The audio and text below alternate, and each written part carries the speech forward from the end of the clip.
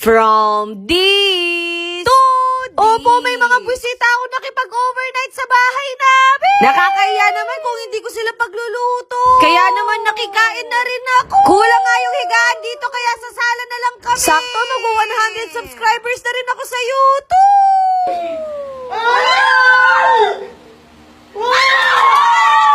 Matutulog na nga sana ako pero biglang may sumigaw sa labas ng bahay namin. Akala ko pa naman magkakaroon ako ng peace of mind dito pero parang baliktad. Hindi ko nga alam paano nila nalaman pero nandito yung mga buwisita. Sa mga dinadala pa lang nila, alam ko nandito na sila mag-sleep over. At pagpasok ko nga parang ako pa yung buwisita.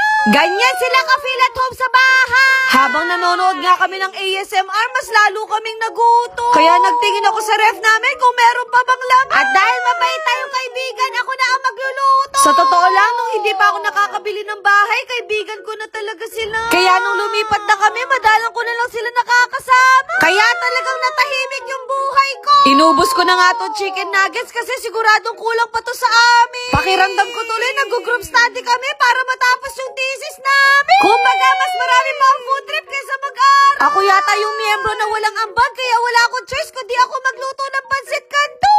Nagdagdag na nga din ako ng calamares at shrimp tempura. At least ngayon, medyo afford na natin to. Kaya mamaya sisingilin ko sila. Na-pressure nga ako sa pagluluto ko kasi pinapanood na nila ako. Hindi man halatang gutom na sila, no? Hindi ko alam kung ako ba yung pinuntahan nila o gusto lang nilang kumain. Meron nga ako napanood sa Blue App kung paano mag-decorate ng pepperoni. Kinakabahan nga ako kasi baka hindi to magmukhang bulaklak. Baka mapapakanta na lang ako ng bubuka ang bulaklak, papasok ang rain. Hoy, baka umulan. Nagluto na rin ako ng fries para more chances of winning. Yung gagawin ko pala ngayon, yung charcuterie board. Kung hindi ka familiar, basta lahat ng pagkain, ipagmimekos-mekos mo lahat. Pero yung twist neto, mas sosyalin ang atake niya. First time ko nga siyang gagawin, kaya sana maganda yung plating natin. Sobrang dali nga din netong gawin, kaya kahit kayo magagawa niyo tong pang midnight snack. At dahil perfectionist akong tao, gusto ko talaga maganda yung pagkagawa. Naglagay din ako netong poki, ng ubas, para meron tayong dessert. Eto na nga yung moment of truth natin sa pepperoni. Ganda. O, diba na perfect natin siya, kaya takot talaga natin ngayon. Unti-unti na nga nabubuo etong board natin. Naglagay din ako ng nuts, pero baka masira yung veneers ko. Siguro kung may matanggal man dito, hahayaan ko na lang. Hoy, hindi ka gagano. At eto na nga yung finished product ng gawa natin. O, diba? Cookies na talaga si From This to This. Wala na nga picturean na naganap kasi gutom na ang mga person. At least nakatipid na kami kasi hindi na namin kailangan umorder po sa labas. Itag nyo na rin siguro yung mga kaibigan nyo, baka sakaling makulayan na yung drawing nyo.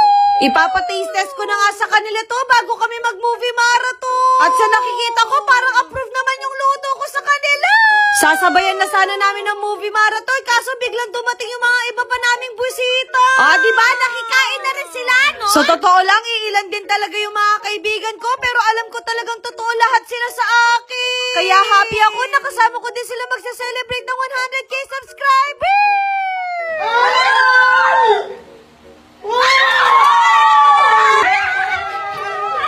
O, diba kung ano yung achievement ko, talaga supportado sila sa akin. Kumbaga, walang inggitan na nangyayari kasi masaya kami sa mga small wins namin. Kaya sa mga supporters ko, sana wag kayong magsawa sa akin, no? Hindi na nga kami nakapag-movie marathon kasi inantok na agad kami. Ayun lang. Bye!